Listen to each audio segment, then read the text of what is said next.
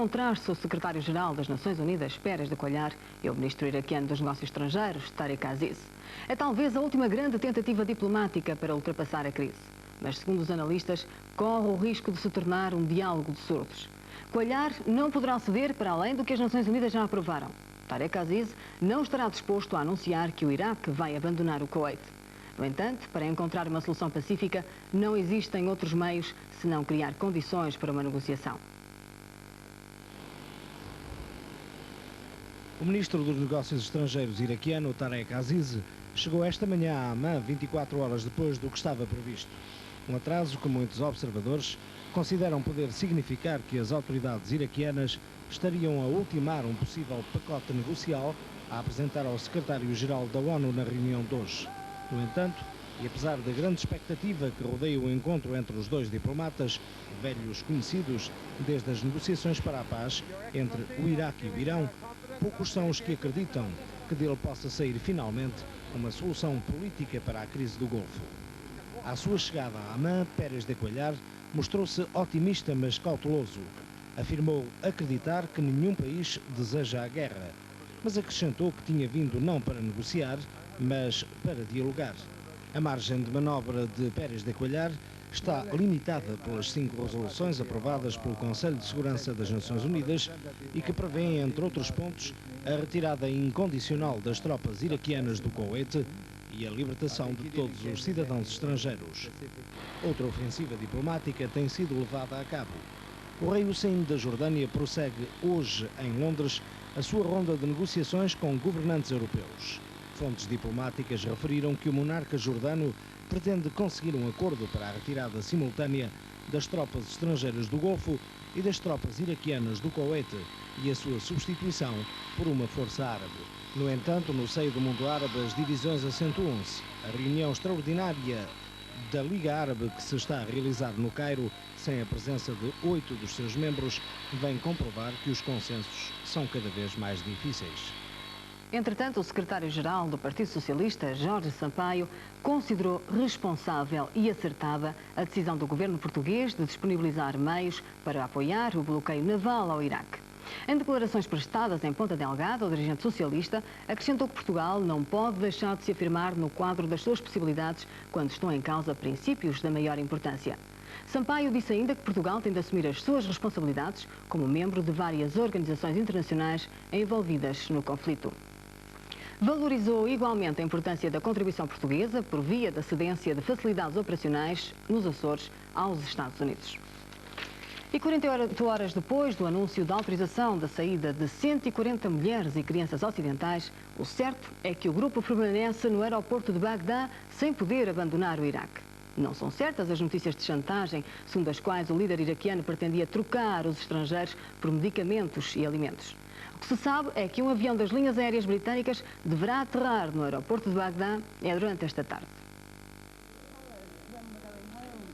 Um avião da companhia aérea britânica Virgin Atlantic, que há 2 dias se encontra em stand-by para partir para o Iraque, foi hoje autorizado a aterrar em Bagdade. A sua missão é evacuar um grupo de 140 mulheres e crianças britânicas autorizadas a abandonar o Iraque.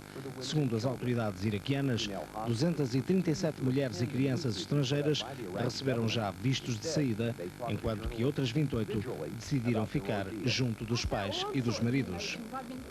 Ontem surgiram notícias não confirmadas que Saddam Hussein exigia alimentos e medicamentos em troca dos reféns, furando assim o embargo decretado pelas Nações Unidas. Em Washington, a porta-voz do Departamento de Estado norte-americano, Margaret Titwiller, considerou que Saddam Hussein está a tentar ganhar tempo, apesar da autorização do líder iraquiano que todas as mulheres e crianças podiam deixar o Iraque. Ainda nenhuma pôde regressar aos seus países. Mas para os que conseguiram sair, a situação também não é fácil. Neste campo, em Amman, encontram-se 20.000 refugiados, a maior parte de países do terceiro mundo. A comida escasseia, as condições sanitárias são subhumanas. Um bilhete de regresso a casa vale tudo. Antunes Ferreira, mesmo sem a concordância dos Estados Unidos e da Grã-Bretanha, o certo é que Pérez de Cuéllar já está em Amman, na Jordânia, para se encontrar com Tarek Aziz. Em sua opinião, será esta a última grande tentativa diplomática para resolver a crise no Golfo? Bom, antes de mais, muito boa tarde.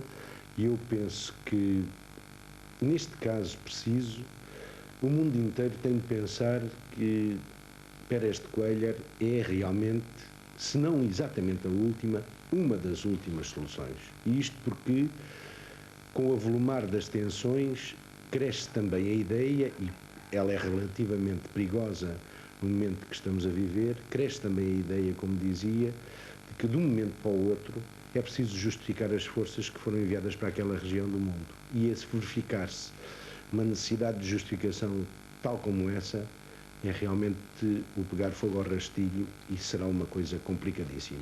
Os analistas não têm grandes esperanças deste encontro, do que pode ser deste encontro, mas a verdade é que eles conhecem-se bem da guerra Irão-Iraque, não é verdade? Tanto Tarek Aziz como Pérez de Cuéllar já negociaram por várias vezes. Pois, negociaram sobretudo à procura da paz. Eu recordo-me que em 84, quando lá estive, no Iraque, pus a Tarek Aziz, que de resto não sei se sabem, mas é um cristão que teve de adotar um nome árabe para entrar no governo, para todos os efeitos. Mas pus a Tarek Aziz uma pergunta pessoal que dizia muito simplesmente: bom, estamos a 4 anos do início da guerra e quando chegar a paz, o senhor pensa que poderá ainda ser o homem que vai participar nas discussões, nas negociações, no que quer que seja? E ele disse-me nessa altura: eu estou sempre pronto para tudo. E esta é a disponibilidade de Tarek Aziz. E então pergunto-lhe, desculpa, Antunes Ferreira, diga. Neste caso concreto, em que é que cada um pode ceder? Bom, aí eu confesso que a Fátima me faz uma pergunta complicadíssima. Eu julgo que as cedências terão de ser muito mais resultantes do andamento das negociações do que de planos prévios que cada um deles tenha levado. Como se disse neste noticiário, o homem das Nações Unidas, Javier Pérez de Cuéllar, vai piado por aquilo que são as determinações das próprias Nações Unidas e por aquilo que foi já a posição assumida pelo Conselho de Segurança, que não quer voltar com a palavra atrás e que deu, inclusive, a hipótese de uma intervenção sui generis no Golfo que pode chegar à guerra. Tarek Aziz, por seu lado, leva o recado do seu patrão, do seu primeiro-ministro, do seu presidente, de todo o governo por trás dele, do homem forte, no fundo, que é Saddam Hussein. E o recado é muito simples: o Kuwait é a 19ª província do Iraque. Portanto, para já ainda nada feito. Outra coisa, Antunes Ferreira, parece que estes custos da mobilização de forças norte-americanas para o Golfo Pérsico e a própria crise está a ter realmente fortes custos, está a ser muito pesado para os Estados Unidos. Sabemos que os Estados Unidos já apelaram mesmo a outros países, a Grã-Bretanha, a República Federal Alemã, para que os apoiem monetariamente, financeiramente.